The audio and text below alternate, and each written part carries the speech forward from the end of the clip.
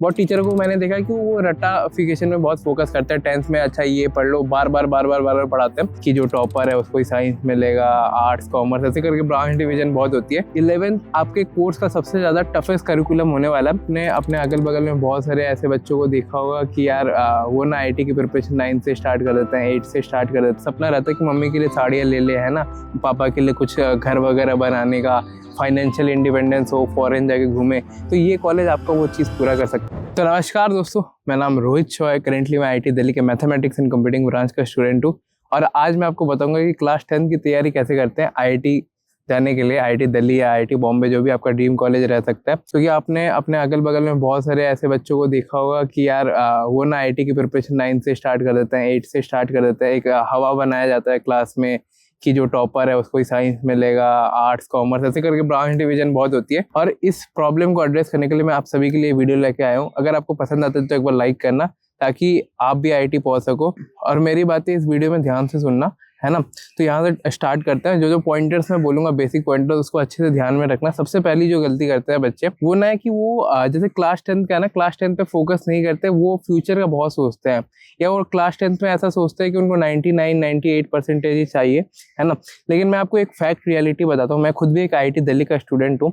Class 10 के जो percentage है ना, आपको कहीं भी काम नहीं आएंगे एक्सेप्ट एनी एग्जामिनेशन। बस आपका डेट ऑफ बर्थ चेक करने के लिए, मतलब हर एक कॉम्पिटिटिव एग्जाम में यूज होता है। उससे ज़्यादा क्लास 10 की परसेंटेज की कोई रोल नहीं होती। और ये आपको मैं फैक्ट बता रहा हूँ।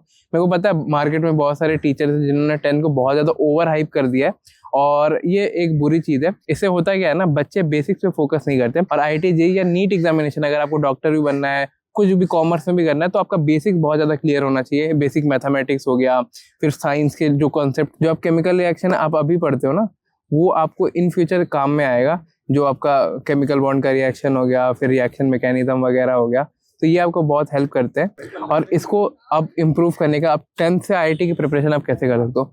दूसरा पॉइंट है कि फोकस ऑन योर बेसिक्स। जैसे ट्रिग्नोमेट्री हो गया, ट्रिग्नोमेट्री के जो फॉर्मूलाज हो गया और उसकी एप्लीकेशंस वगैरह हो गया, उसका ब्रेकडाउन वगैरह आप अच्छे से सीखो। क्योंकि ट्रिग्नोमेट्री एक ऐसा पार्ट है जो आपके 11th में बहुत ज़्यादा स्ट्रगल होगी। बहुत बच्चों को ये पता नहीं रहता, उनको लगता है 10th जैसा 11th भी वैसा ही है, 12th भी वैसा ही है, लेकिन ऐसा नहीं है। 11th आपके कोर्स का सबसे ज़्यादा टफेस्ट करिकुलम होने वाला है और 11th को ठीक करने के लिए आपका बेसिक बहुत ज़्यादा ठीक होना चाहिए।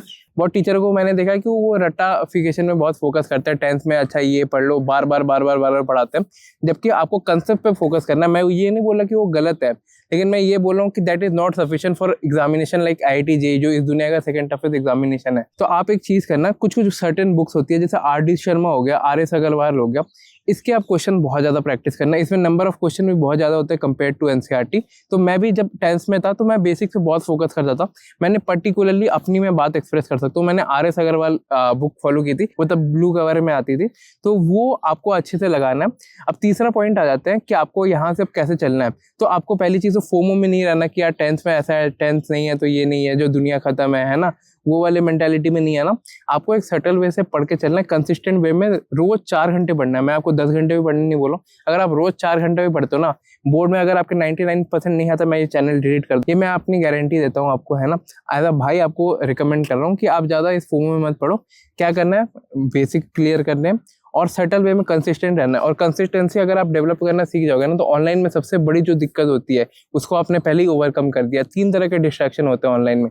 सबसे पहला तो हो गया कंसिस्टेंसी, दूसरा है डिसिप्लिन और तीसरा है लैक ऑफ फोकस।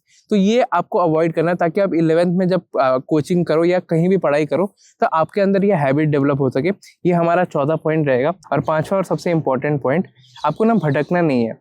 आपको ना ऐसे नहीं जाना कि यार ये करना है वो करना है। बहुत मैंने 10th में ये देखा और मेरे साथ भी पर्सनली ये चीज़ होती है और आप भी बहुत ज़्यादा रिलेटेबल फील होगी। जब हम 10th में रहते हैं ना, वी थिंक कि भाई पूरी दुनिया हमारी है, हम कुछ भी कर सकते हैं और हमारी कोई लिमिट नहीं है। अगर मैं आपको बोल दूं कि आपके 99% नहीं आ सकते तो आप मेरे को ही डांटने लगोगे, है ना, कि भैया मेरे कैसे नहीं आ सकते। तो हम बहुत जोश में रहते हैं और इस वजह से हम डायरेक्शन खो देते हैं। तो मैं आपको ये सजेस्ट करूंगा कि आप ना कभी डायरेक्शन लेस मत जाना। जो चीज़ें हैं बस प्रॉपर चीज़ें फोकस करनी है। जब भी आप ऑनलाइन लेक्चर कर रहे हो, कहीं से भी कर रहे हो, नेक्स्ट टॉपर से कर रहे हो, PW फाउंडेशन से कर रहे हो, मेरे चैनल से पढ़ रहे हो, है ना, 3 चीज़ों का आपका ध्यान रखना है जो आपको JEE में भी काम आएगा। दैट इज़ कि सबसे पहला तो आपको कंसिस्टेंट रहना है। दूसरा, आपको डिसिप्लिन वे में पढ़ाई करनी है। ऐसा नहीं कि यार आज पढ़ाई करने का मूड नहीं गया, आज थोड़ा ज़्यादा थक गया हूँ भैया, कल से करता हूँ, ये नहीं करना, क्योंकि जेई में आपको बहुत ज़्यादा दिक्कत होगी। IIT JEE the second toughest examination of the world. अगर आप वहाँ बहाने दोगे ना तो एग्जाम आपको बहाने देकर निकाल देगा। और लास्ट, जो बच्चे अभी तक यहाँ टिके हैं ना, वो समझ गए होंगे, that is lack of focus. हम ना ही वीडियो पूरा कंप्लीट कर पाते हैं, ना ही वन शॉट एक स्ट्रेच में देख पाते हैं। ये क्यों होता है? ताकि आप फोकस नहीं हो, आप ना भटकते बहुत ज़्यादा हो। आपको सपने आपके इतने बड़े हैं कि आप सोचते हो कि यार ये देखने से मेरा सपना पूरा हो जाएगा। तो सपना कभी, मतलब सपना देखने से पूरा नहीं होता, उसके लिए मेहनत करनी पड़ती है। ये बात बहुत ही क्रिटिकल रहेगी।